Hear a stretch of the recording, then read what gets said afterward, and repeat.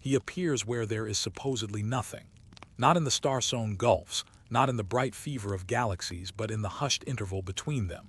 An interval the human mind once called empty. Yet in the quiet, space trembles. A candle is blown out and the room is dark, but the darkness is not void. It is thick with unseen rules. Between any two plates of metal, the space seems bare, and still a pressure leans in from nothing at all. In the measureless reaches beyond the last red dwarf, the universe itself moves as if pushed by absence, as if silence had its own wind. Cosmic nothingness, a phrase that should end the conversation yet begins it. The ancients feared a vacuum. Modern physics discovered it cannot be kept out. Fields that never turn off, fluctuations with no author, a fabric that is not a thing yet governs everything. Here, empty space bends clocks and stretches rulers. Here, particles appear for a heartbeat and vanish like guilt. Here, black holes glow from horizons that deny escape, and the whole cosmos accelerates as if a hidden pressure, negative, relentless, were pinned to every cubic centimeter of the void. He is the narrator who never steps into the frame. Einstein's geometry, Planck's quanta, Dirac's sea, Hawking's whispers of heat. In this story, nothingness is the stage, the script, and the quiet audience breathing in the dark. It births time without owning a watch. It curves space without having mass. It implies endings that are cold and beginnings that are lawless. If something can arise from nothing, then perhaps nothing is the most crowded place there is. The journey begins where matter ends, into the architecture of emptiness. He stands at the edge of absence, listening to a silence that has steered thought for 2 millennia. In the classical world, emptiness did not simply lack things, it lacked permission. Aristotle's doctrine, rehearsed in lecture halls and copied onto parchment, carried a moral weight. Nature, he argued, abhorred a vacuum. The world rushed to fill gaps, like water climbing a straw or air slipping beneath a piston, not because the void beckoned, but because the void could not be. For centuries, experiments were staged like siege works against that claim. Fountains of vacuum pumps, glass spheres evacuated until the last hissing thread of air dissolved. Yet the idea endured. Nothingness was treated as a philosophical trespass, a door that should remain shut. Then a new geometry arrived. Isaac Newton laid out an invisible theater, absolute space, upon which matter moved as if on polished boards. The stage was immaculate and indifferent, a background that did not push back. Within this vision, dynamics unfolded like clockwork, and the void regained a tempered respectability. Emptiness existed, but as a passive ledger where positions and velocities could be written without smearing the ink. No ether, no wind. Only the silent grid of 3 dimensions and an extrinsic time, untroubled by what coursed through it. The 19th century reopened the question with light itself. If waves crossed oceans by riding water and shook eardrums by riding air, then surely starlight also required a carrier, the luminiferous ether, an all-pervading medium subtler than fog, transparent as mathematics and fixed like a celestial scaffolding. Instruments were sharpened to catch its draft. In 1887, Albert A. Michelson and Edward Morley split a beam and sent it along perpendicular paths, hopping to measure a difference in speed as Earth sailed through the ether, the way a swimmer feels a current. The result was a null that echoed. No drift, no absolute breeze. The experiment did not prove the ether's non-existence outright, but it robbed the old medium of its most testable breath. Into that quiet stepped Albert Einstein with a pair of axioms in 1905. The speed of light in vacuum, he argued, is the same for all inertial observers. The laws of physics do not privilege any straight-line motion. From these simple timbers he rebuilt the theater, space and time welded into a single structure that flexed with motion. In 1908, Hermann Minkowski gave the weld its mathematics, showing that spacetime already contained the measuring rods and clocks once thought external. Emptiness had evolved from background to geometry, not a thing to be filled, but a structure that told moving things how to behave. The stage had learned to hold a ruler. But even this disciplined calm would not remain still. Quantum theory crept into the quiet and found it murmuring. Max Planck, revising his own early ideas in 1911, confronted oscillators that refused perfect silence. Even at absolute zero, their energy could not be driven to nothing. A residue remained, zero-point energy. A few years later, Albert Einstein and Otto Stern considered how such residual motion might leave fingerprints on specific heats at low temperatures. The numbers were fragile and the arguments would twist under later scrutiny, yet a rumor had escaped. The vacuum might not be empty after all. Werner Heisenberg gave that rumor tenure. The uncertainty principle, formalized in 1927, set lower bounds on how precisely position and momentum, or energy and time, could be known. Perfect stillness, perfect emptiness, perfect determinacy, all were ruled out by the algebra of measurement. Vacuums could not be absolutely flat. They seethed with fluctuations, brief and necessary, like the tremor of a plucked string that cannot settle instantaneously. In 1930, Paul Dirac offered a further unsettling picture. A sea of negative energy states filled to the brim. Remove one and a positron appears as the whole. The mental image would not survive intact, but the lesson did. Empty became a technical word. The ground state of fields, structured and stern, with rules etched into correlations and symmetries. Soon the laboratory found the vacuum's fingerprints. In 1947, Willis Lamb and Robert Rutherford measured a small but decisive splitting in the hydrogen atom's energy levels, a deviation from Dirac's equation that could not be explained without acknowledging the vacuum's incessant flicker. The Lamb shift was a practical scandal, a gentle nudge that forced theory to admit that the ground state talks. A year later, Hendrik Casimir calculated that two uncharged parallel metal plates in a vacuum should feel a force drawing them together. Between the plates, some electromagnetic field modes are excluded. Outside, all are allowed. The difference in allowed fluctuations pushes the plates inward. Here was nothing applying pressure with a measurable hand. The effect would be teased experimentally in the years that followed, refined with ever more careful apparatus, its magnitude matching a world where the vacuum is not mute but textured. Quantum electrodynamics, hammered into a usable form by Shinichiro Tominaga, Julian Schwinger, Richard Feynman, and given structural clarity by Freeman Dyson, treated these textures with a pragmatic honesty. Bare quantities like charge and mass were renormalized. Infinities were corralled into redefinitions that made predictions finite and exquisitely precise. The vacuum's contributions, unbounded if naively summed, were not erased, only absorbed into the fabric of measurable reality. Theory learned to speak in a language where nothingness participates in every conversation, even if it prefers to whisper in counterterms. Cosmology, meanwhile, wrestled with a new kind of emptiness. In 1917, Einstein appended a constant, lambda, to his field equations. It acted like a uniform energy density pervading space, a pressure that could resist gravitational collapse and permit a static universe favored by the philosophical mood of the era. Willem de Sitter soon showed that with lambda alone, matter absent, the equations admitted an expanding, empty spacetime. No galaxies were needed to stretch the grid. The grid could swell by itself. Georges Lemaitre, looking at redshifts and theory in 1927, recognized an expanding universe where the distances between galaxies grew with time, a reading later buttressed by Edwin Hubble's data. The cosmological constant fell from grace when the cosmic expansion became fact. Einstein reportedly regretted the term, calling it a blunder in stories whose exact phrasing history cannot verify, but the mathematics kept the constant filed away. It would return. Through the late 20th century, measurements of cosmic microwave background radiation, the faint afterglow of the Big Bang, refined the universe's inventory.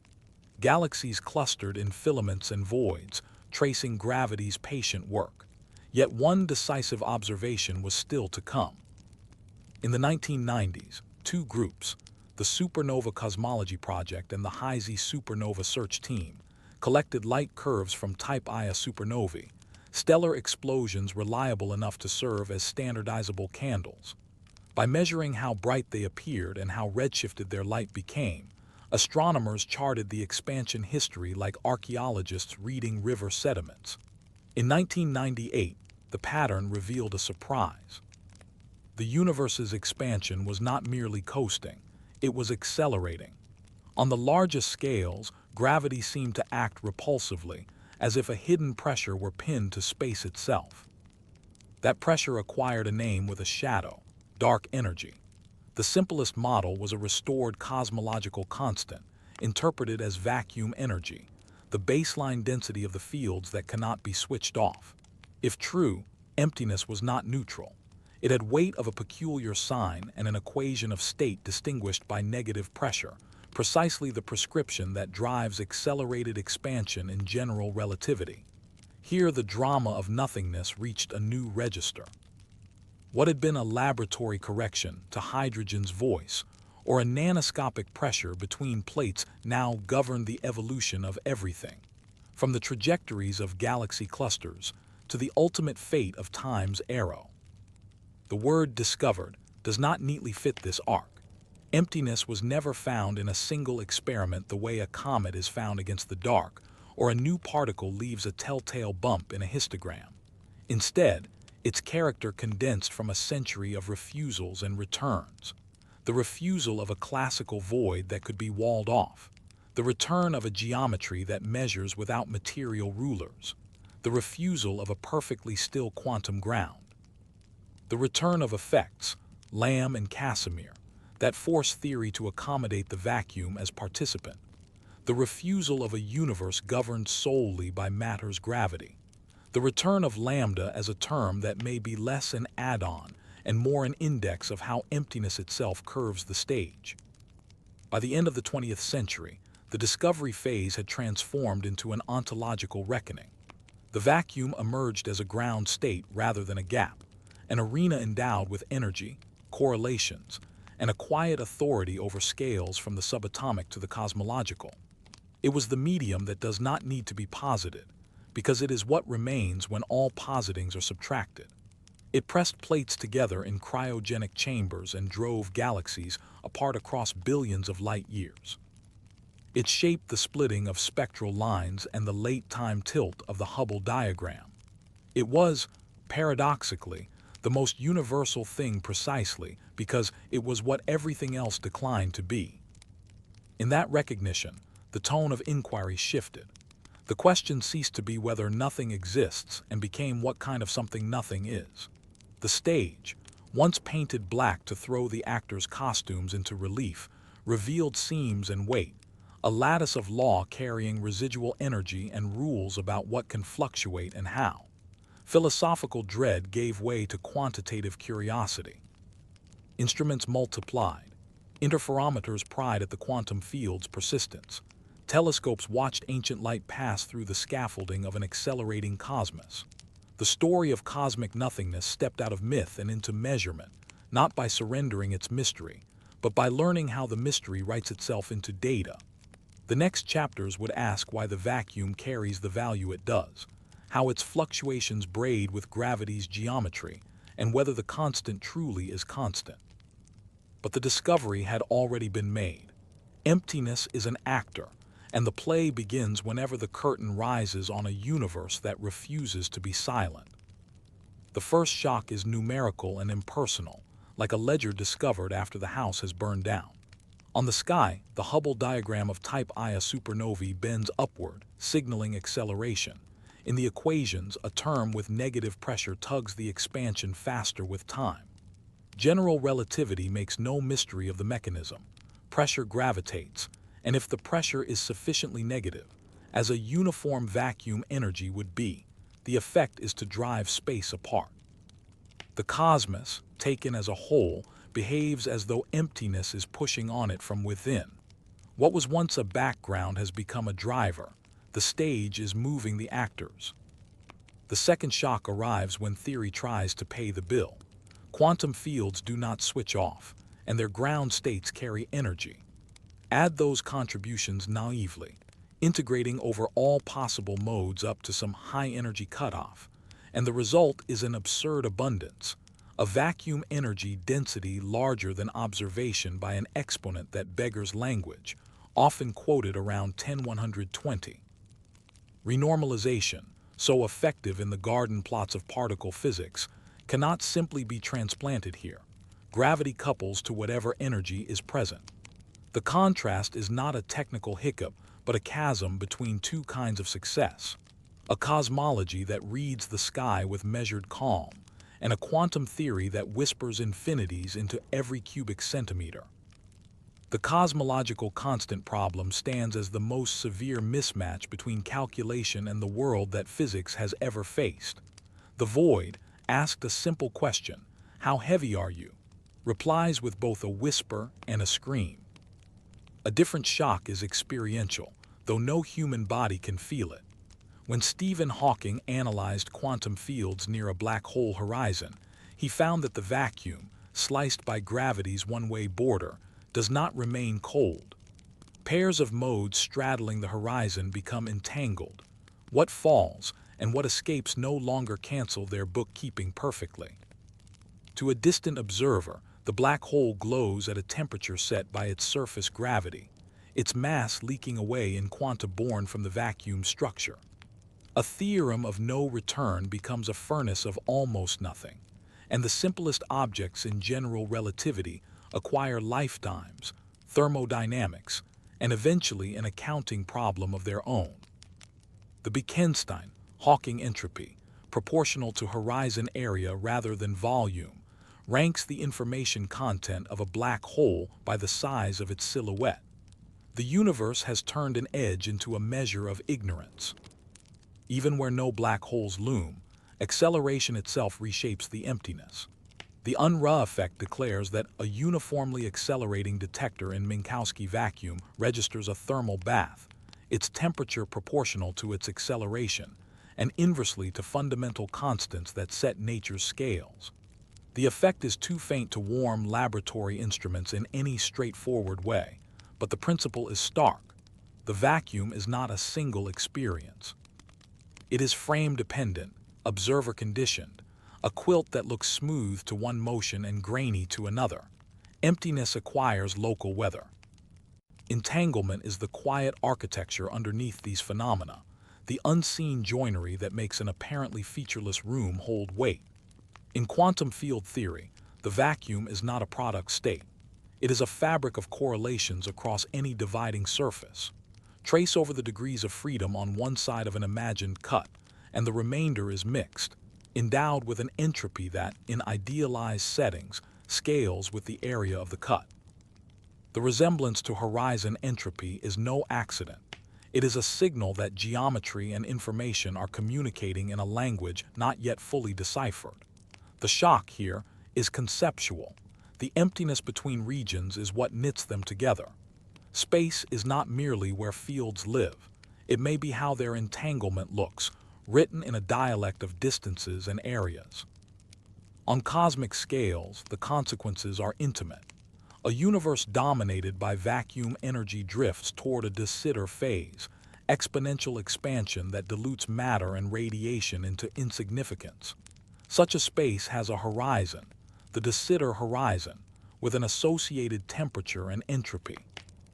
Even without black holes, the far-future cosmos bears a thermal cost to knowledge. Observers are hemmed in by a boundary they cannot cross, bathed in principle, by a faint bath set by the value of the vacuum energy. The end of history is not a crisp freeze but a thin, persistent glow over great emptiness, a heat death administered by the geometry of nothing. Meanwhile, precision makes the unease sharper.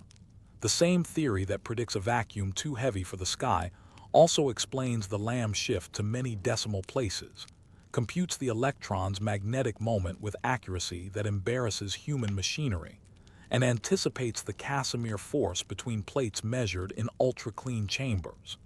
The vacuum is disciplined and unruly in adjacent paragraphs of the same textbook. It lends its fluctuations to hydrogen's whisper, and then threatens to unmake cosmology with a density no galaxy survey can abide.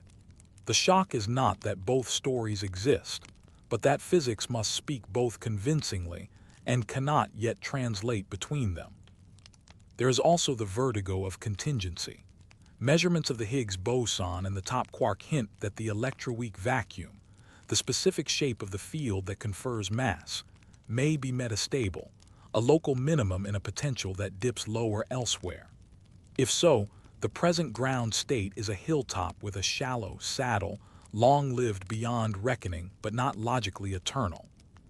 Quantum tunneling could, in principle, seed a bubble within which the rules differ, racing outward at nearly light speed and rewriting every interaction it swallows.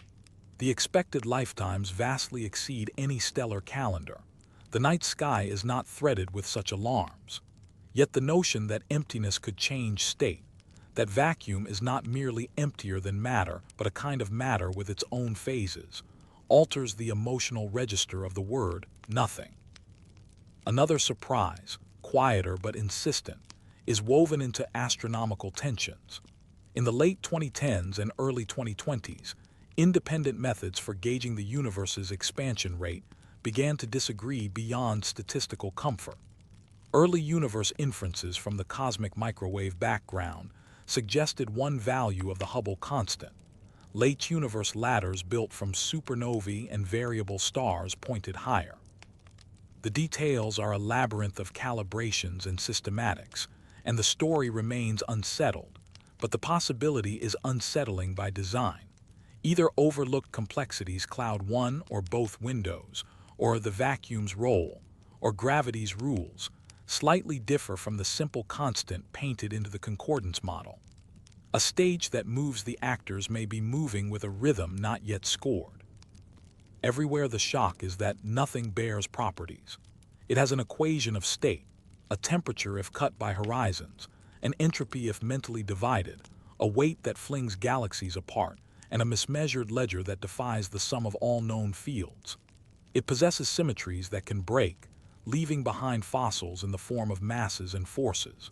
It carries correlations that make geometry seem less like a canvas and more like a portrait painted by information itself.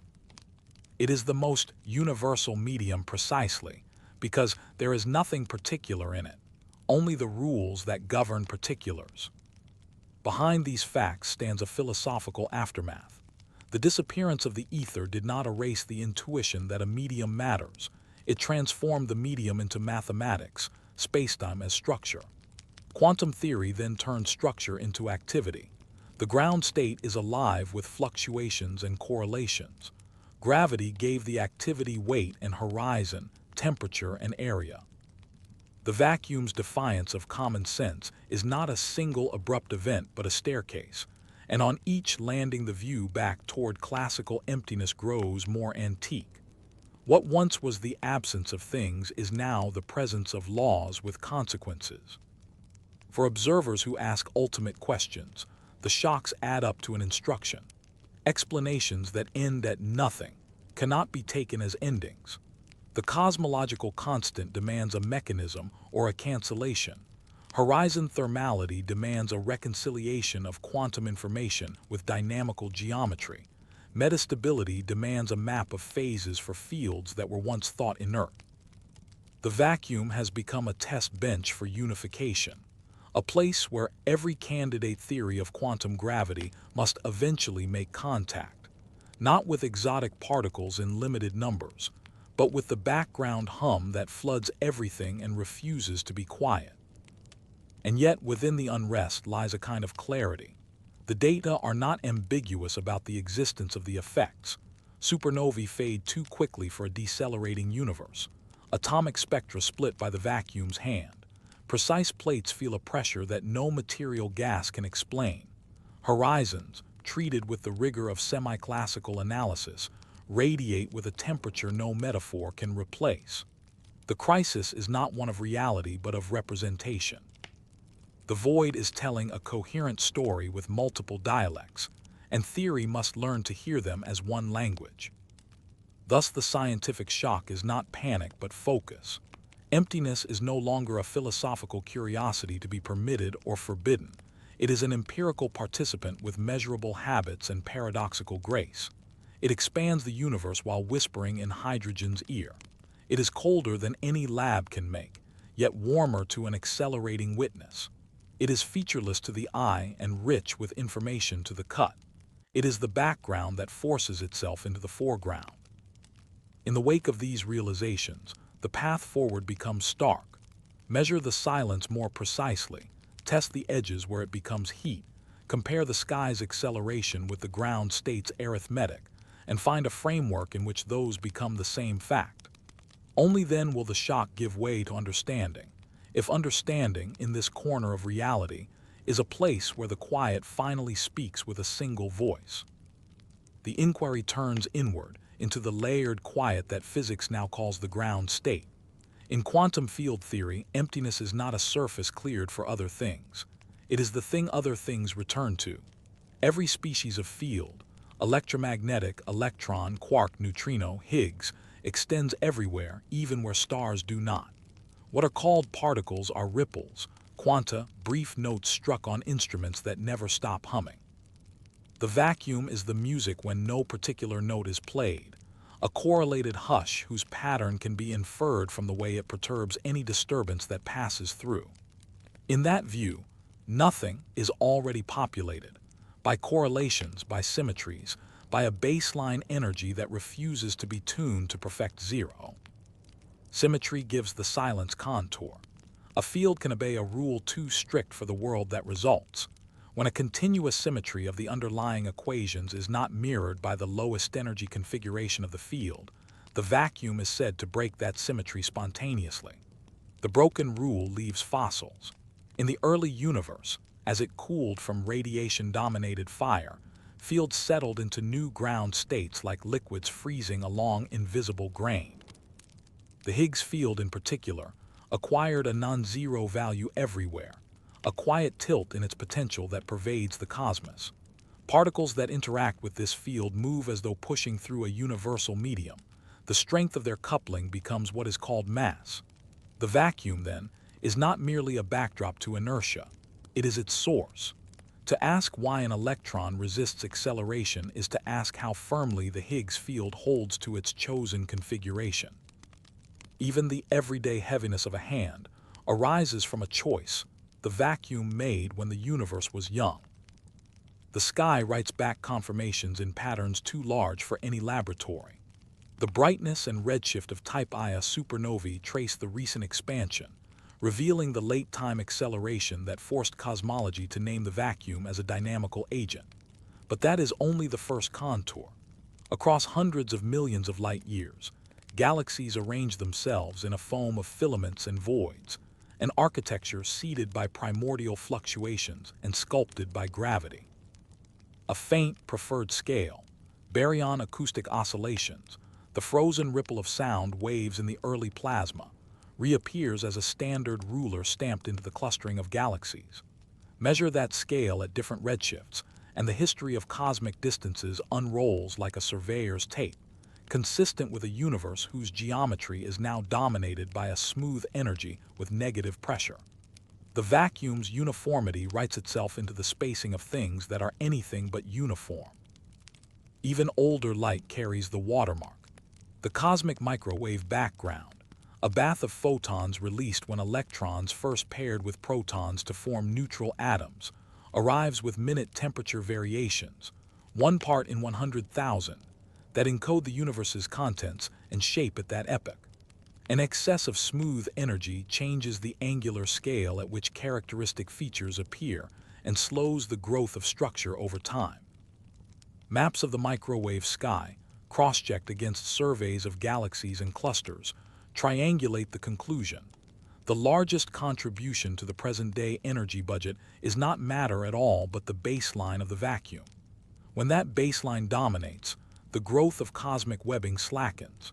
Gravity pulls, but the stage itself expands too quickly for overdensities to collapse as eagerly as they once did.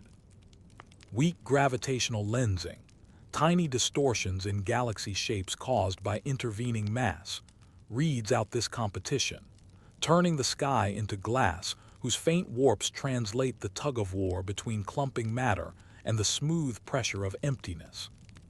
Between the filaments, the cosmic voids become test chambers writ vast. Within them, matter density drops to a fraction of the cosmic average, reducing the complications of nonlinear clustering and astrophysical feedback. Light from distant galaxies passing through these hollows experiences a slight energy shift as it climbs out of the shallower gravitational wells that evolve in a vacuum-dominated era. The integrated Sachs-Wolf effect, minute correlations between the microwave background and foreground structure, emerges only when the expansion accelerates, a subtle way to see emptiness without looking directly at its face. In such cross-correlations in lensing statistics, in the spacing of galaxies, the vacuum's hand is unmistakable, always gentle, always steady, always decisive in the long run. On terrestrial scales, the vacuum is interrogated with apparatus that seem monastic in their austerity. Mirrors in vacuum chambers, plates poised within microns of one another, superconducting circuits polished until their losses whisper. Precision measurements of the Casimir effect, first glimpsed as a theoretical ideal, later measured with torsion balances and microelectromechanical sensors, have mapped how the vacuum's allowed modes change with geometry, material, and temperature.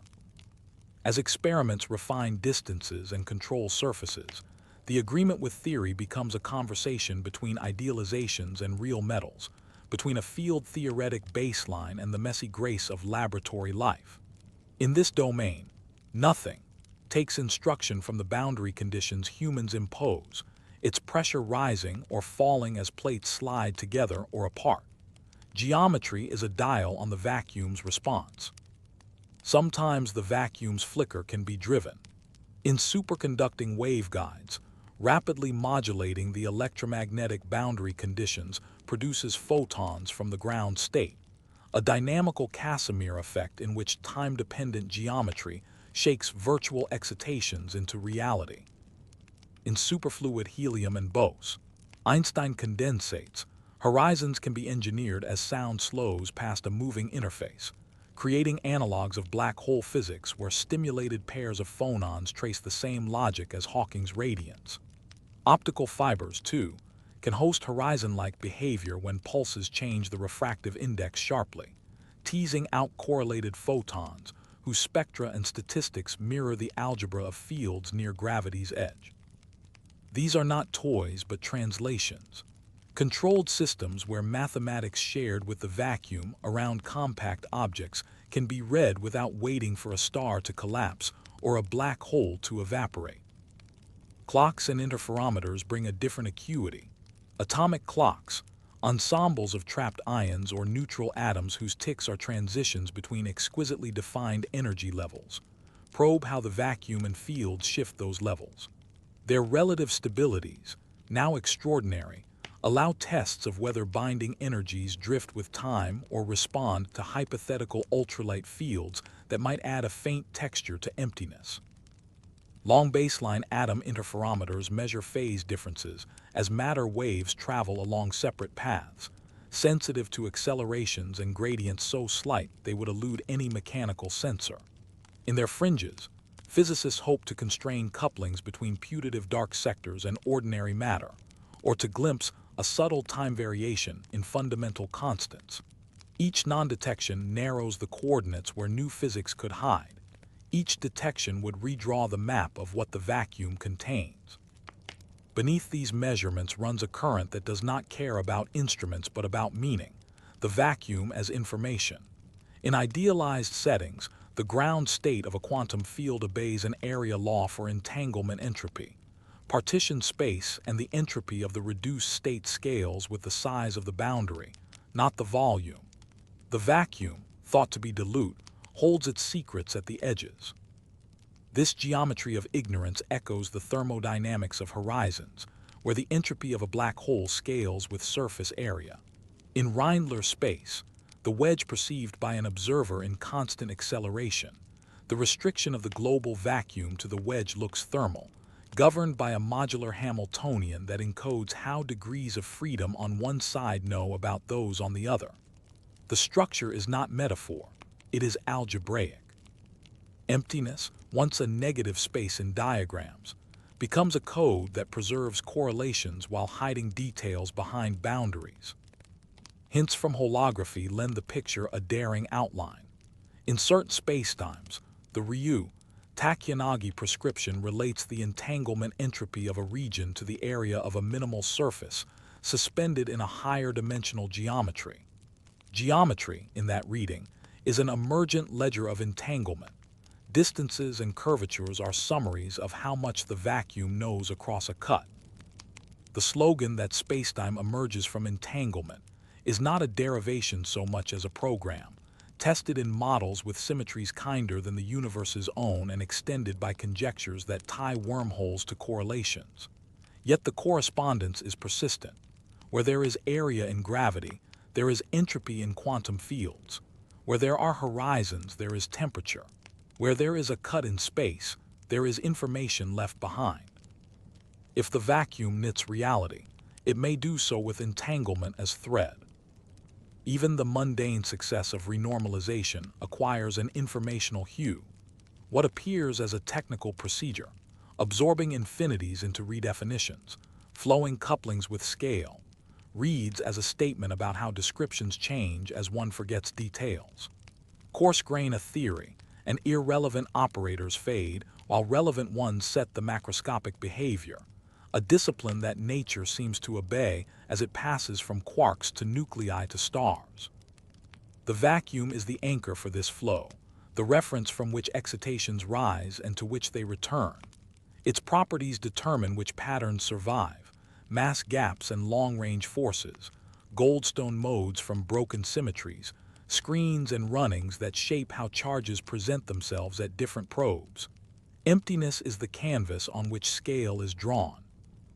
As measurements sharpen, the vacuum's portrait gains contrast and contradiction simultaneously. Cosmic inventories fix the present-day energy budget within margins that shrink each decade, and yet the numerical value assigned to the vacuum's density remains a riddle. Naturalness offended, cancellations required without a known symmetry to enforce them. Laboratory tests affirm that the vacuum behaves as quantum field theory prescribes in cavities and circuits. Even as gravity demands from the same ground state a contribution, many orders of magnitude smaller.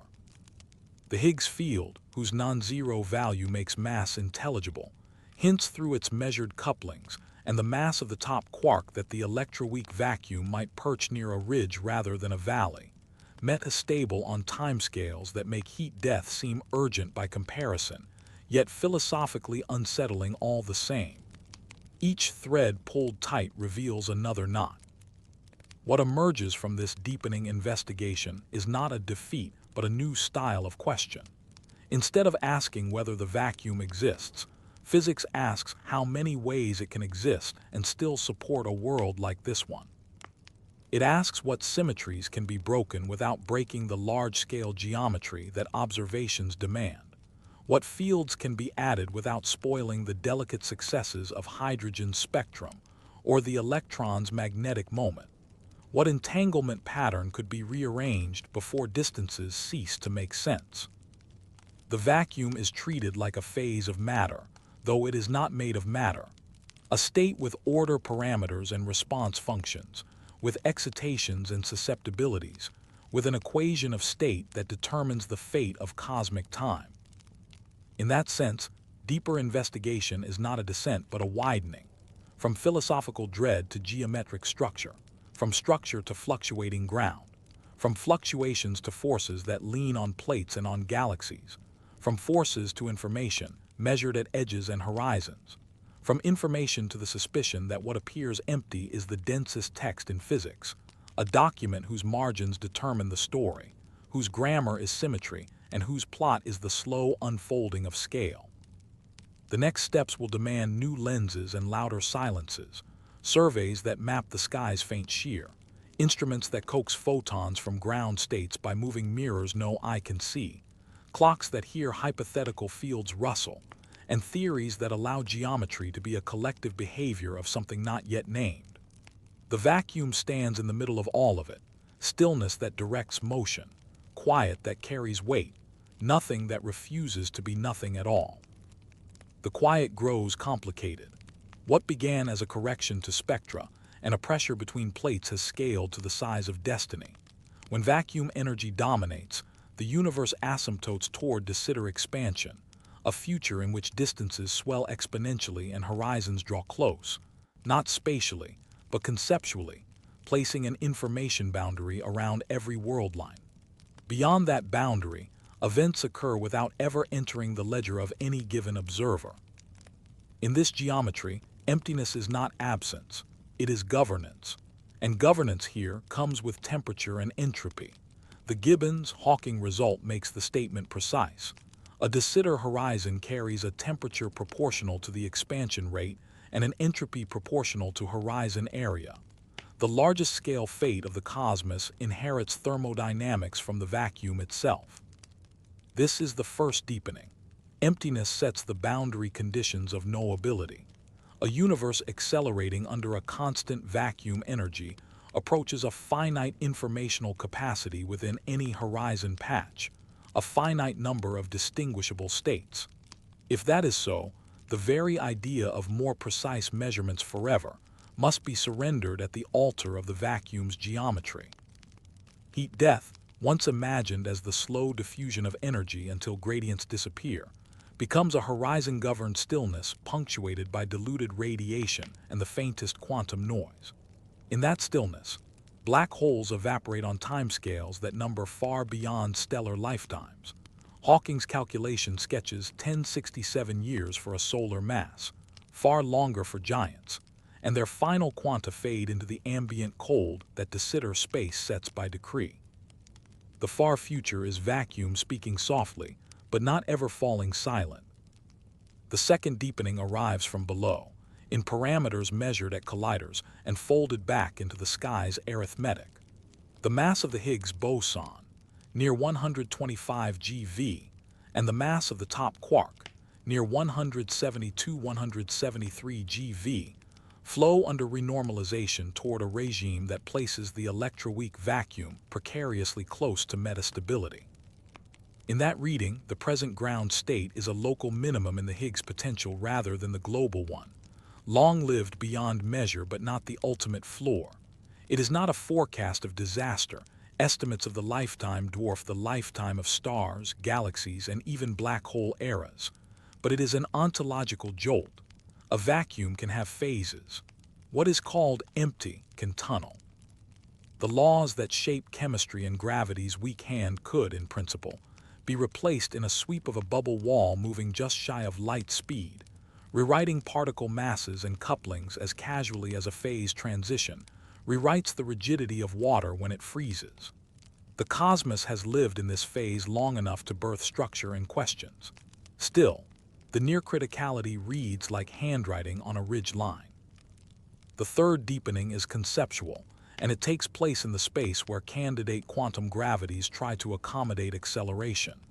In anti-de Sitter space, where the vacuum energy is negative, a dictionary, holography, translates geometry into the bookkeeping of a quantum field theory defined on a boundary.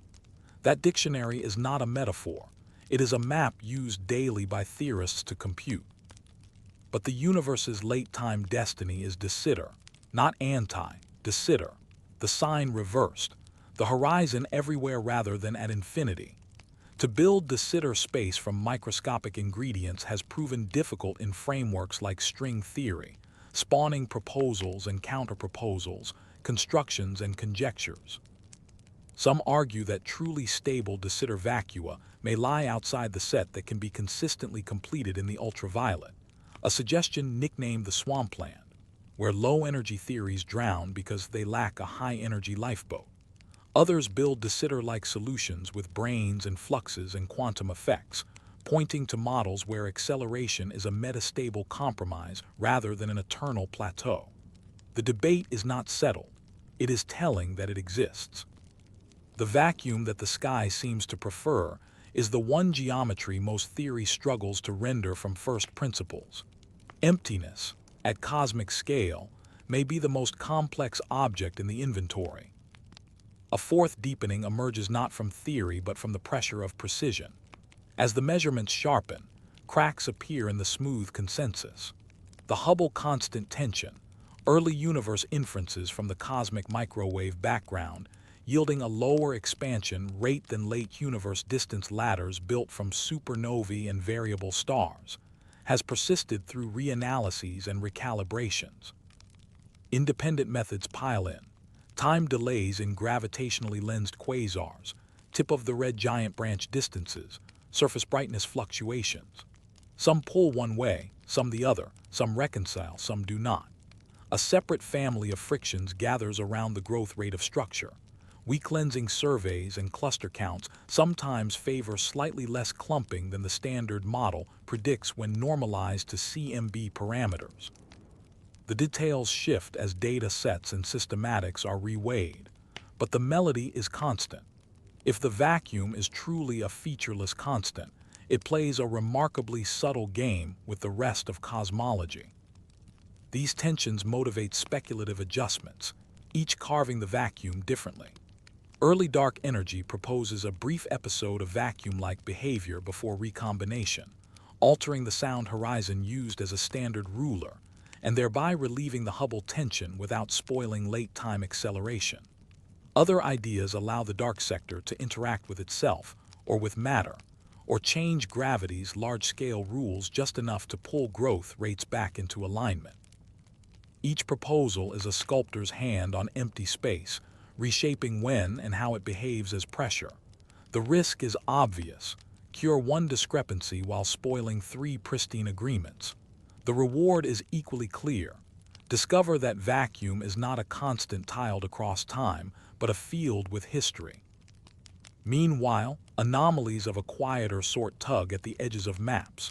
Large-angle features in the microwave background, alignments, deficits of power at the largest scales, sit uneasily between statistical flukes and hints that the initial conditions, and thus the vacuum state of inflationary fluctuations, were not as simple as the cleanest models assume. Claims of unexpected cold spots, hemispherical asymmetries, or primordial features rise and fall with new analyses, their status a weather report at the boundary between inference and selection bias. If any of these whispers endure, they would point backward to a different kind of vacuum deep in the early universe, the inflationary ground state whose quantum fluctuations were stretched to cosmic size, seeding all structure.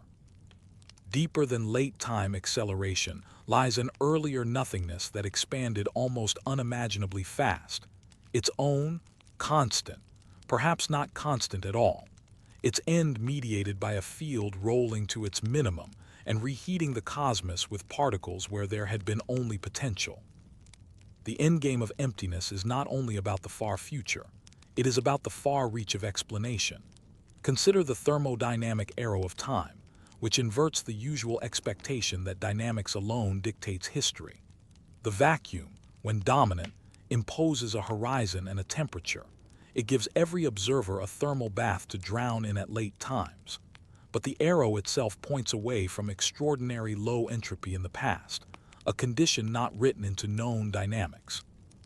If the universe approaches de Sitter equilibrium in the far future, what principle chose an extraordinary non-equilibrium beginning? One controversial idea imagines rare thermal fluctuations that, in vast spans of de Sitter eternity, might assemble ordered structures by chance, so-called Boltzmann brains, undercutting the interpretation of a smooth, lawful cosmos by replacing it with statistical happenstance. Most physicists recoil from that picture, not because it is mathematically inconsistent, but because it threatens the coherence of inference itself. The escape routes tend to rework the vacuum again, transient acceleration rather than eternal, decays that reset the arrow, landscapes in which our patch is selected by conditions that kill the Boltzmann brain hazard. The vacuum becomes the instrument by which cosmology negotiates meaning. On timescales that mock calendars, the narrative simplifies but does not soften. Stars consume fuel and dim. New star formation stutters as gas is locked into remnants or blown out. Galaxies fall quiet while the metric between them grows.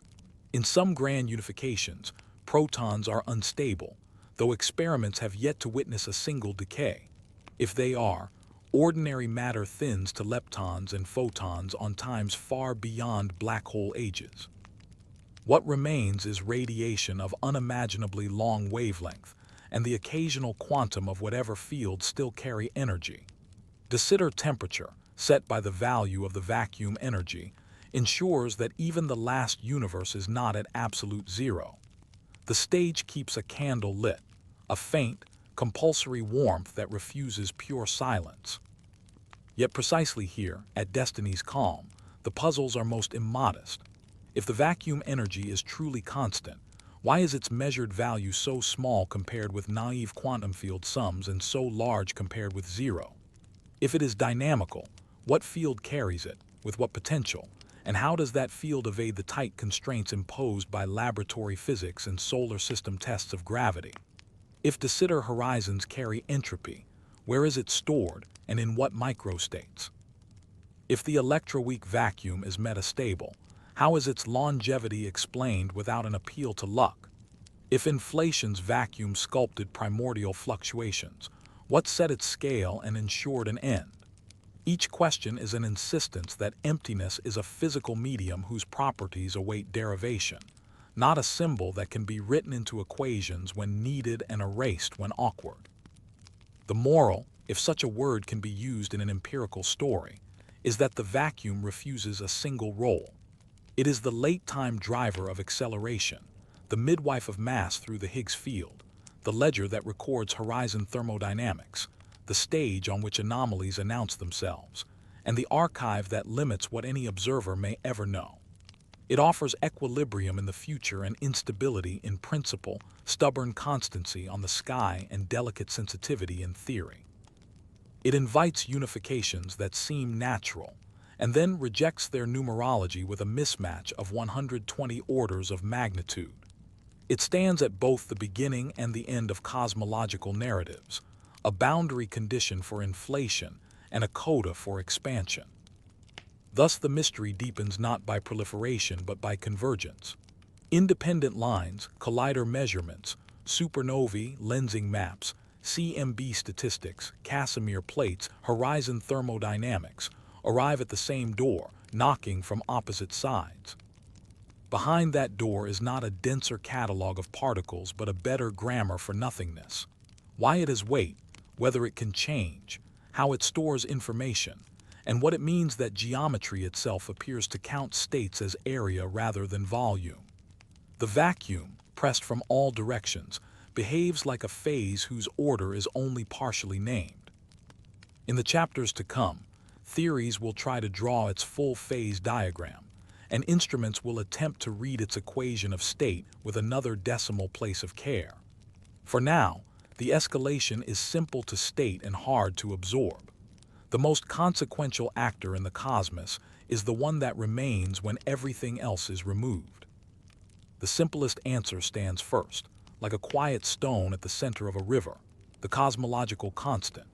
In Einstein's equations, a term lambda may be added without upsetting their symmetry, a uniform energy density whose pressure is negative in precisely the way required to accelerate expansion. If lambda is truly the vacuum's energy, unchanging, structureless, the same in every epoch, then the late-time universe tends toward De Sitter space, and the sky's observations fall into line. Galaxy surveys, supernovae, the cosmic microwave background. Taken together, they are consistent with an equation of state parameter W \approx -1, the signature of a constant vacuum. In this conservative portrait, emptiness is not capricious but constitutional. It is the simplest theory that fits the data and the most provocative in its implications, because it refuses to say why the constant has the value it does. The number is small compared to naive quantum field sums by stupefying margins, and yet it is not zero. Simplicity here is not the same as explanation. It is an island of sufficiency surrounded by a sea of unease. Beyond that shoreline, the vacuum may be dynamical. Quintessence imagines a slowly rolling scalar field whose potential energy mimics a cosmological constant today, but can change with time. Its pressure and density combine to yield an equation of state W, Z, that may drift away from -1 as the cosmos evolves. Other constructions, K-essence with non-standard kinetic terms, or Baroque potentials that thaw or freeze as expansion dilutes matter, populate a family of models in which emptiness carries history. Such fields must be light to act across cosmic distances and extraordinarily weakly coupled to ordinary matter, lest they betray themselves in laboratory tests or solar system dynamics. Screening mechanisms have been invented to hide them, chameleon effects that make the field heavy in dense environments and featherweight in the void, symmetron scenarios that switch on only where matter is sparse. In these stories, the vacuum is a living field with local discretion, masked near planets, sovereign between galaxies. Another path changes not what fills the stage but how the stage responds. Modified gravity reshapes Einstein's theory at long distances, the better to mimic dark energy without adding a new substance. Scalar tensor theories allow the gravitational constant to run with space or time. Our gravity alters the dependence of curvature in the action. Massive gravity gives the graviton a small mass, modifying how geometry communicates across the void. Brainworlds let gravity leak into extra dimensions, weakening attraction on cosmological scales while preserving the precision of general relativity in the laboratory by means of nonlinear screening such as Weinstein's mechanism. Each proposal carries a delicate mandate. Adjust the large without disturbing the small, curve the cosmic web while leaving the precession of Mercury, the choreography of binary pulsars, and the near identity of gravitational and electromagnetic wave speeds intact. Observations have sharpened that mandate. The near-simultaneous arrival of light and gravitational waves from a neutron star merger has already shuttered whole neighborhoods of theory that predicted different propagation speeds. What remains are models tuned to be consistent with local and relativistic tests, while still offering the cosmos a gentler pull on its largest scales. Symmetry, once the guarantor of simplicity, is invoked as a balancing act. Supersymmetry pairs bosons and fermions so that their zero-point contributions cancel, promising a vacuum energy that sums to nearly nothing if the symmetry is exact. But nature does not advertise unbroken supersymmetry at accessible energies. No superpartners have appeared at colliders where some versions predicted them. With supersymmetry broken, the cancellations fray, and the vacuum's accounting returns to its old extravagance. Other proposals aim to neutralize vacuum energy's gravitational impact directly. Sequestering mechanisms attempt to decouple the vacuum's contribution from spacetime curvature by introducing global constraints in the action, forcing lambda to adjust so that quantum fluctuations do not gravitate in the usual way. These ideas rewrite the very contract between energy and geometry, delicate maneuvers that must preserve the successes of general relativity while excusing the vacuum from paying in full. Where numbers resist, narratives multiply.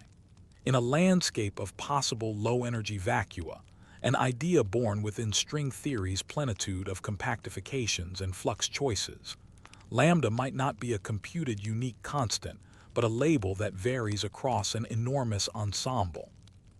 Eternal inflation supplies the mechanism. Quantum fluctuations of an inflated field keep some regions inflating while others peel off and thermalize, yielding pocket universes with different vacuum energies, coupling constants, even different particle spectra. Within this multiverse, observers would arise only in regions where lambda is small enough for galaxies to form before expansion tears proto-structures apart, a selection effect quantified by arguments that bear Steven Weinberg's name. The logic does not compute lambda from first principles. It asserts instead that observers will necessarily measure a value like the one seen, or smaller, because larger ones sterilize the sky. The price of this explanation is a measure problem, how to count infinities in an infinite ensemble, and an epistemic discomfort. Predictions become statistical statements draped over spaces that can never be visited. Quantum gravity offers a different compass. Holography suggests that a gravitational theory in a bulk spacetime may be equivalent to a non-gravitational theory on a lower dimensional boundary, a duality made precise in negatively curved de Sitter spaces. There, the Ryu-Takayanagi formula ties entanglement entropy in the boundary theory to minimal surfaces in the bulk, making geometry a register of quantum information. Much of that dictionary has no direct counterpart in de Sitter space, the geometry toward which a lambda-dominated universe tends. Proposals exist: a DS-CFT correspondence, analytic continuations of known dualities, constructions with warped throats and uplifted vacua, but none carry the unambiguous authority of ad-SCFT. Still, the intuition persists. If spacetime is knit from entanglement, the vacuum structure is a code whose error-correcting properties sustain geometry itself. In that reading, lambda is not merely an energy density. It is a parameter that sets the capacity of the code, the entropy of horizons, the size of the Hilbert space accessible within a cosmic patch. Theories chase that hint, building tensor network models where connectivity emerges from patterns of correlation, and conjecturing that wormholes are the geometric avatar of quantum entanglement. Equals EPER as a slogan for a deeper identification between thread and bridge. Speculation bends further back toward beginnings. The no-boundary proposal, associated with James Hartle and Stephen Hawking, imagines that near the origin, time behaves like a spatial coordinate. The universe is finite but without edges, like the surface of a sphere with no boundary points. In this view, the cosmos does not emerge from a classical nothing, but from a regular quantum geometry whose transition into time gives meaning to before and after. Alexander Vilenkin's tunneling proposal describes a universe nucleating from a quantum vacuum by tunneling from nothing, a state with no classical spacetime, into existence, favoring small initial sizes and energies that then blossom via inflation. Older still is Edward Tryon's suggestion that the universe might be a zero-energy fluctuation, with positive energy in matter balanced by negative gravitational energy, allowing the total to sum to nothing, and so costing nothing to appear. These are not empirical claims in the same way a spectral line is an empirical claim. They are boundary conditions written at the edge of applicability, where quantum gravity should rule but has not yet declared its axioms. Still, they share a thesis that nothing is a misleading word for a quantum condition capable of seeding law and geometry. The vacuum's instability, hinted by electroweak parameters and made sharp in semi-classical tunneling theory, becomes a story in its own right. Coleman, De Lucia instantons describe the nucleation of a bubble of lower vacuum energy within a higher one, a sphere of new rules that expands near light speed, converting the old phase as it goes. In an inflationary landscape, such transitions connect vacua like beads on a tangled string, with some regions eternally inflating, others crunching, some percolating into habitable eras before decaying again. In the specific case of the Standard Model, the metastability suggested by the measured Higgs and top masses would predict a lifetime that dwarfs any astronomically relevant scale, rendering the risk academic while spotlighting the concept. Vacuum is a medium with phases, and phase changes do not ask permission. If the vacuum can change, the cosmos is not perched upon a foundation but upon a process, and the end of physics is not a fixed ledger but a continued accounting. Observations play judge between these possibilities, but they judge softly. A cosmological constant and many forms of quintessence can be made to look nearly identical across the redshifts accessible to current surveys. Modified gravity can be tuned to mimic lambda, while evading the traps set by gravitational wave speeds and local tests. The least speculative statement is therefore also the least satisfying. The sky today is consonant with W-$1 within a small margin, and any deviations must be subtle, delayed, or hidden behind screening. The task becomes to widen the net, measure the growth of structure and the expansion history independently, Search for redshift evolution in W/Z dollar. Watch for scale-dependent signatures in lensing and clustering that betray modified gravity, and look to primordial clues, B-mode polarization, non-Gaussianities, that speak to the vacuum state of inflation long before galaxies wrote their stories. In the meantime, meaning accrues. In the constant picture, emptiness is the frame that never changes, a fixed pressure that sets the universe's tempo and horizon. In dynamical theories, emptiness is a field with intent, moving slowly as if in meditation, changing the fate of structure with the gradient of a potential drawn in invisible ink. In modified gravity, emptiness is undeclared. It is geometry's rulebook rewritten. The left-hand side of Einstein's equations taught new verbs. In holographic speculations, emptiness is the tapestry woven by entanglement, area as entropy, distance as correlation. In nucleation stories, emptiness is a fluid with phases, and the universe is a bubble within a foam of other possibilities. These are not mutually exclusive metaphors. They are partial maps of a terrain that resists a single chart. What binds them is a humility learned from data and from paradox. Any successful account must leave the lamb shift standing, respect the measured procession of binary pulsars, accommodate the speed of gravity, preserve the successes of Big Bang nucleosynthesis and the microwave background, and reproduce the Hubble diagram's arc while not inventing features of the cosmic web that surveys would have already seen. It must explain why the vacuum's apparent weight is small yet decisive, why horizons count states by area, why the electroweak ground state sits where it does, why inflation, if it occurred, seeded fluctuations with the spectrum observed.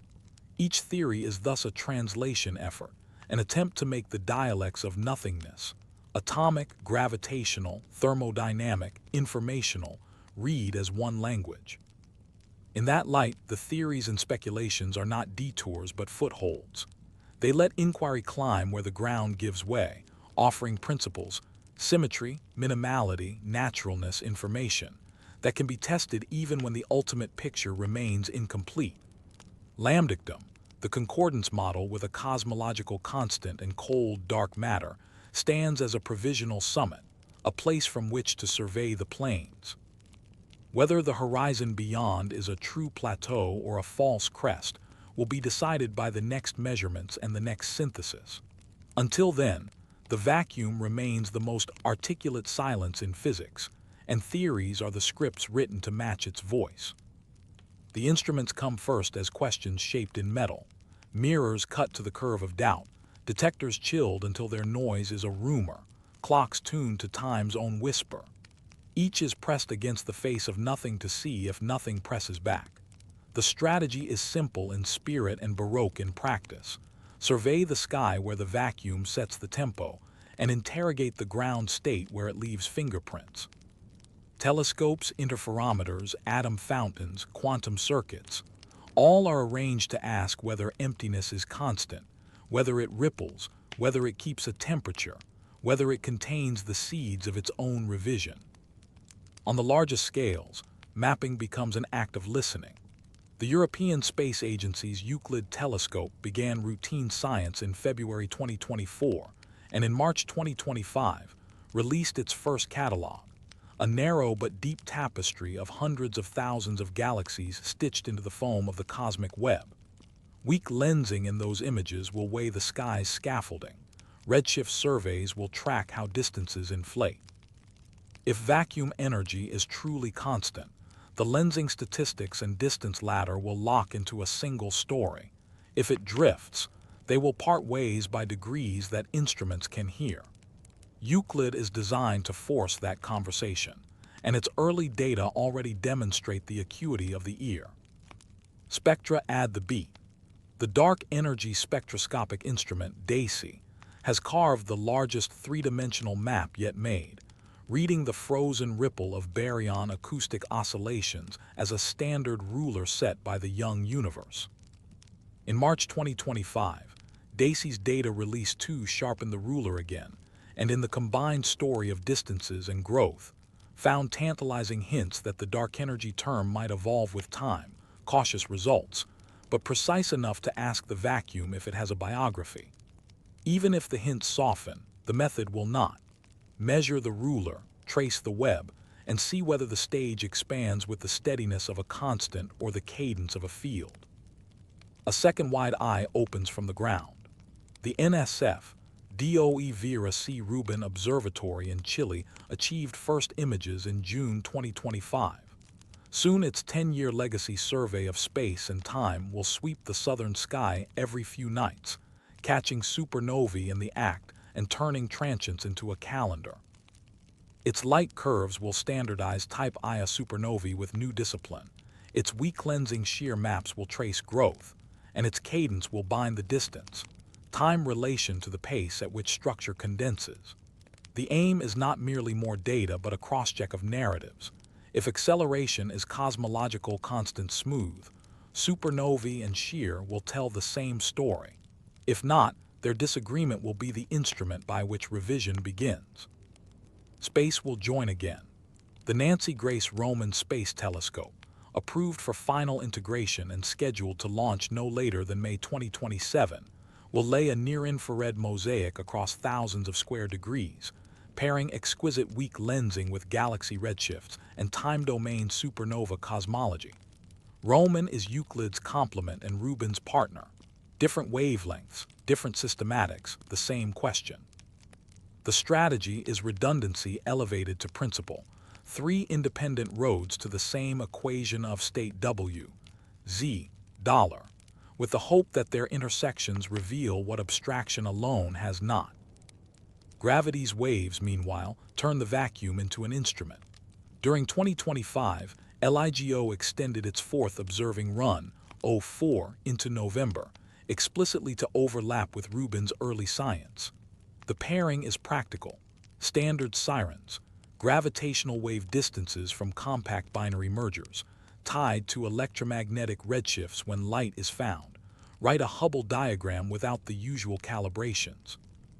The first such event, the 2017 neutron star merger GW 170817, already welded theory to measurement.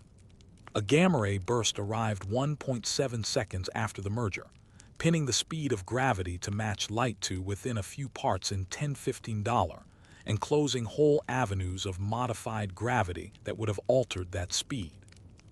The ongoing runs multiply the sirens. Rubin multiplies the counterparts. The vacuum's influence on the expansion turns into a set of points on a curve. Horizons are tested from the cold. The Simons Observatory in the Atacama turned its large aperture telescope to the sky in March 2025, stepping into a program to map the CMB with a fidelity that hunts the faint curl pattern of primordial B-mode polarization and refines the late-time lensing imprint of large-scale structure. At the same time, the U.S. community absorbed a blow. In July 2025, DOE and NSF announced they could no longer support the CMB S4 project in its proposed form. The science does not end. Smaller upgrades and allied facilities will continue the pursuit. But the episode underlines a truth about measuring nothing. It is technically demanding, politically contingent, and temporally long. The vacuum keeps its secrets. The institutions that chase them must keep pace. Beyond Earth, a different band of gravity waits. In January 2024, ESA formally adopted LISA, the spaceborne interferometer that will trail Earth in a triangular array 2.5 million kilometers to a side. With launch planned for the mid-2030s, LISA will hear supermassive black hole mergers and the slow choreography of compact binaries, signals at millihertz frequencies inaccessible from the ground. The vacuum, cut into a triangle of laser light, becomes a resonant chamber for spacetime's longest notes. Even if dark energy is indifferent to those frequencies, the mission changes the grammar of evidence.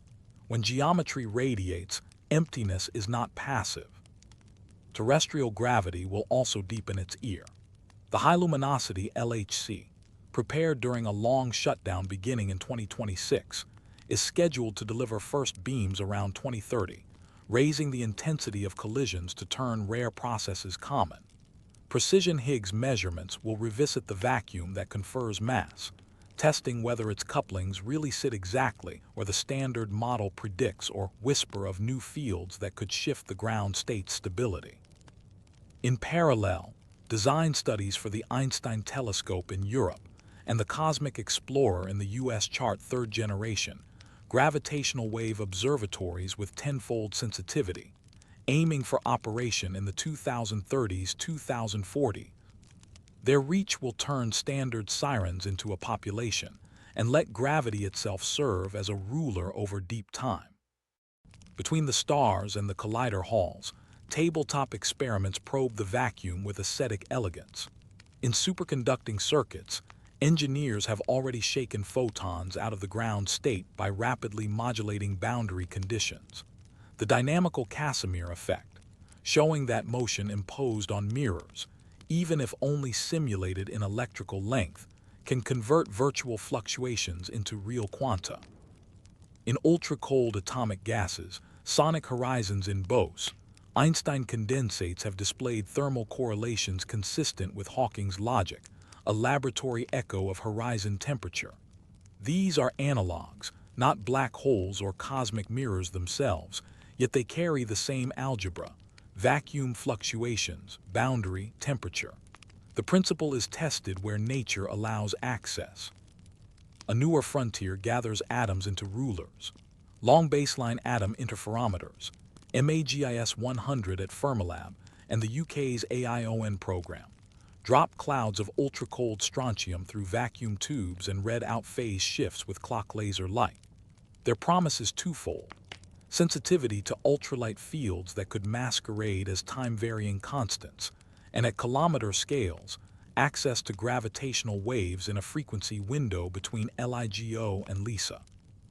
If vacuum hosts a whispering field that tugs on mass or time, or if spacetime hums at tenths of a hertz, these instruments will be the stethoscopes. Even the coordination of instruments is a tool. Euclid's weak lensing cross-correlated with Rubin's shear will check multiplicative biases. Roman's infrared depth will mend photometric redshifts that lensing requires. Dacey's bow ladder will anchor absolute distance scales that supernovae trace differentially. LIGO will hand its standard sirens to Rubin's transients for redshifts and host galaxy environments. LISA's massive black hole mergers, if electromagnetic counterparts flicker in accretion disks, could become standard sirens at cosmological distances. The plan is a web. If vacuum is constant, the web will tighten without tearing. If vacuum evolves or gravity itself is amended, the tear will appear in a specific stitch. Meanwhile, horizon thermodynamics keeps its quiet audit. Measurements of the near simultaneity of gravitational waves and gamma rays at GW 1708-17 already force the speed of gravity to match light with extravagant precision, restricting many modified gravity models once aimed at replacing dark energy. Future multi-messenger events will turn single inferences into statistics, and third-generation detectors will carry that discipline to redshifts, where dark energy's pressure first began to dominate. If the equation of state deviates from -1 by even a few percent across epochs, sirens, supernovae, lensing, and bow together are designed to notice. The work is empirical, but the questions are metaphysical. Where is the entropy of a de Sitter horizon stored? Why do horizons count states by area, and why does that area seem to encode entanglement? Holographic ideas suggest that geometry is a ledger of correlations. If so, experiments that track entanglement, quantum networks of clocks, interferometers that test coherence at macroscopic scales, become, indirectly, vacuum probes. Not every principle can be reached by a new detector, yet each new detector constrains the space in which principles must live. There is inevitably attrition. Projects are delayed, budgets tight, weather on mountaintops writes its own observing schedule. The CMB S4 reversal is reminder enough that science's horizon is socio-economic as well as cosmological, but the arc is patient. Euclid surveys, Dacey measures. Rubin prepares a movie of change. Roman readies a wide field of infrared sight. LIGO listens. Lisa is built to listen elsewhere. Ground-based successors are drafted. In the laboratories, plates still feel pressure from nothing. Circuits still emulate mirrors. Condensates still raise horizons of sound. Together they lay siege to the simplest open question. Is cosmic nothingness a constant, a field, a code, or a phase? If the answer is constant, the tools will say so by agreeing across modes, wavelengths, and epochs. If the answer is dynamical, they will triangulate its drift and expose its couplings. If the answer is a change in gravity itself, they will find the allowed sliver that preserves the speed of waves, the precession of planets, the age of elements, the calm of binary pulsars. If the answer hides in information, they will push experiments toward measuring correlations as physical quantities, not metaphors. The vacuum, once a background, is now an assignment. The detectors are pens pressed to its page. The ongoing test is to see whether the handwriting stays steady as the lines lengthen, or whether, in the faint flourish between distance and time, the signature changes shape. The story returns to quiet. Not the quiet of ignorance, but the quiet after instruments have spoken and sums have been tallied, a hush in which the remaining questions acquire weight. What began as a suspicion about emptiness has become an itinerary of facts, acceleration drawn across the Hubble diagram, spectral lines nudged by the ground state's flicker, horizons that count, radiate, and remember, a constant that drives geometry, a field that lends mass by simply being non-zero. The facts do not cancel. They converge into a portrait of nothingness that is not a blank. It is a grammar. In that grammar, laws play the role that objects once did. Between stars and within cavities, the vacuum enforces relationships, uncertainty between what can be known at once, correlations that survive separation, a baseline energy that cannot be negotiated away. Einstein's equations do not describe a stage separate from the drama. They admit that geometry and content are reciprocally defined. The cosmological constant is not an afterthought but a clause the geometry is permitted to speak, sometimes softly, sometimes with the force of a destiny. In a universe where that clause is present, distance and time are not independent. The metric expands, and with it the possibilities for what can be learned contract behind horizons. Limits of knowledge are not failures, they are features of the sentence. Hawking's calculation transformed that sentence into thermodynamics. Gravity, married to quantum fields at a horizon, is warm. Temperature appears where classical theory promised only geometry. Entropy scales with area, not volume, as though the accounting that matters lives on edges. Bekenstein's bound, refined within modern holographic ideas, reads like a commandment from absence. Count less, count by surface, respect the boundary. The suggestion is not that matter disappears, but that the rules of knowing are rearranged. The vacuum is not a void but a bookkeeping scheme whose receipts are areas, angles, and correlations. This rearrangement alters the way meaning is placed. The classical imagination sets significance in accumulation, more mass, more memory, more time. The quantum, gravitational imagination is forced to set significance in structure, how correlations are woven, which symmetries are broken, where information lies at rest. A star is substantial, a horizon is structural, yet the horizon determines what any observer can in principle learn and ultimately how time will feel. In late de Sitter expansion, there exists a temperature that no diligence can cool, an entropy that no archive can surpass within a causal patch, and a limit to precision that no ingenuity can exceed. The universe carries its own uncertainty beyond the reach of instrumentation. The vacuum is therefore not a stagehand but a narrator with preferences. It allows beginnings that can be smoothed by inflation, middles populated by chemistry and stars, and futures that settle into thin warmth. The arrow of time becomes a paradox framed by this narrator. Entropy increases because initial conditions were special. That specialness is not explained by dynamics. It is assumed by them. If inflation took the early universe from quantum fluctuations to classical structures, it did so on a scaffold set by a pre-existing vacuum-like state. If horizons later restrict knowledge and assign temperatures, they do so on a scaffold set by the late-time vacuum energy. In both directions, backward to beginnings, forward to endings, emptiness provides the boundary condition around which explanation proceeds. The philosophical burden is heavy. What selects the value of lambda, the shape of the inflatten's potential if it existed, the resting place of the Higgs field? Why do the numbers that control symmetry, braking, acceleration, and stability take values that allow long-span complexity? These are not sentimental questions. They are questions about which ground state is realized and how often. The anthropic suggestion, whispered from landscapes and multiverses, answers with selection rather than derivation. Values compatible with observers are the ones observed. It is a pragmatic rescue with an epistemic cost, trading uniqueness for statistics over an ensemble that cannot be sampled. The alternative insistence, that the vacuum's numbers must be calculable from deeper symmetry or more exact dualities, preserves explanatory ambition at the price of delay. Both attitudes orbit the same pole. Emptiness is the fundamental unknown, whether it is counted over many possibilities or derived from a single requirement. The science is not undecided for lack of courage. It is undecided because the truth may sit at the current edge of method.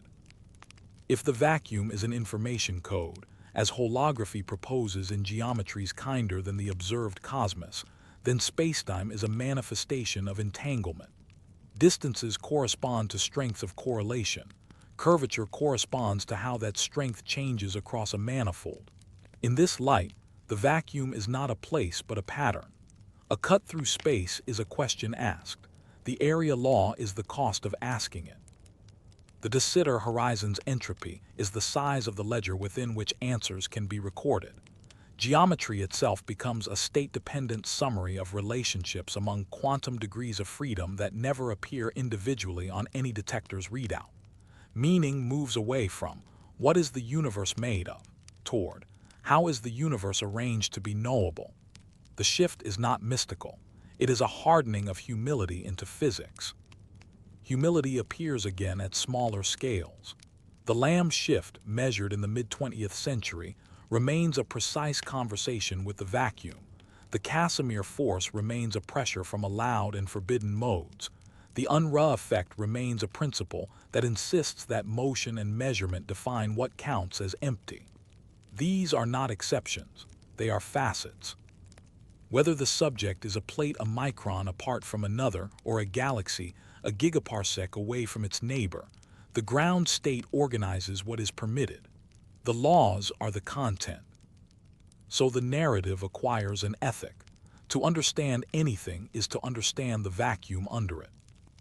Mass, granted through the Higgs field's decision to tilt. Inertia, the resistance to acceleration written by that tilt into every particle's response.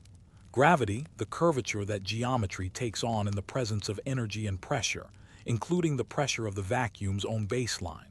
Evolution, the contest between clumping matter and a smooth term that accelerates expansion. Knowledge, the budget set by horizons. Time, the asymmetry granted by initial conditions and stabilized by late-time de Sitter warmth. Each ordinary word in cosmology, mass, gravity, evolution, knowledge, time, turns out to be conjugated by the same silent verb, to empty.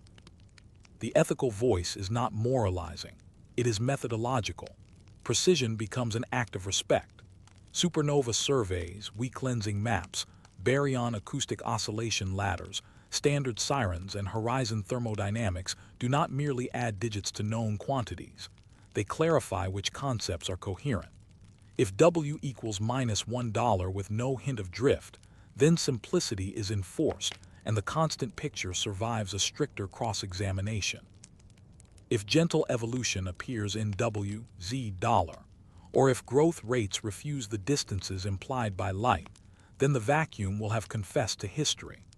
If modified gravity finds a sliver of parameter space in which waves and light agree, planets process as observed, and structure forms on schedule, yet acceleration proceeds without a constant, then geometry will have confessed to new rules. If entanglement indicators, measured in engineered quantum systems and argued into cosmology by metaphor made mathematics, continue to echo area laws in settings where calculations are unambiguous, then information will have confessed to being geometry's content rather than its annotation. Each outcome is a reshaping of what nothing means, not a correction to a footnote. Against this program runs a softer current, the existential scenery carved by the numbers already in hand. Late time acceleration implies a horizon. Horizons imply temperatures. Temperatures and entropies imply final limits. Black holes evaporate on scales that make the lifespan of galaxies appear adolescent. Proton decay, if it occurs, would bleach baryonic matter long before the last horizons finish their slow radiance. The cosmic web will thin to solitude. In that solitude, the vacuum is not an absence but a presence that refuses extremes, never quite zero, never quite knowable, a residue with which even emptiness must make peace. The future is not dramatic, it is definitive. Meaning in such a future is not denied, it is relocated. If significance is found in patterns, then it belongs to how complexity briefly arose in a universe where the ground state allowed it. The periodic table, stellar nucleosynthesis, planetary atmospheres, biospheres where they occurred, cognition where it emerged, each rests on values assigned by the vacuum's choices. The Higgs expectation coupling constants, a small positive lambda. The scope for reflection exists because emptiness agreed to be particular. To acknowledge that debt is not to diminish the particular, it is to place it in context. A galaxy is luminous, a law is durable. The second outlasts the first. Einstein's equations, Hawking's temperature, Heisenberg's bound, Dirac's C remembered now as metaphor rather than mechanics, Planck's quanta, Minkowski's geometry. These are not relics lining a museum. They are the grammar's rules. The present understanding of nothingness is written in their ink. If they are amended, it will not be to erase their sentences, but to combine them into a language that does not stutter when asked about lambda's size, horizon microstates, or vacuum metastability. The research programs aimed at that language, quantum gravity in its many dialects, precision cosmology in its patient march, quantum information in its redefinition of what counts as physical, are not separate projects. They are translations of the same text. In the end, the philosophical reflection is simple and difficult. The universe is legible because emptiness is not. The ground state is structured, and that structure limits and enables in equal measure. It sets clocks and bends rulers. It resists perfect stillness and forbids perfect knowledge. It counts by area and warms by horizon. It lightens the weight of geometry when lambda is small and enforces expansion when lambda refuses zero. It is the most universal thing precisely because it is the least particular. To study, it is to admit that what remains when everything is removed is not silence but order. If there is consolation in this, it is austere. Reality does not depend on abundance for its depth. A bare room can be a cathedral if the geometry is right. The cosmos, emptied of stars and cooled past drama, is still governed by a page of laws that do not yellow. In that page, the vacuum is the title and the index both, the name of what is everywhere and the catalog of how everything behaves. The last light will fade, but the grammar will remain, and within that grammar the fact of having asked will have been consistent with the rules. Emptiness will have kept its promises, to limit, to allow, to count, to warm, to expand. The narrative ends as it began, with nothing. Only now the word does not mean absence. It means the law that makes presence possible.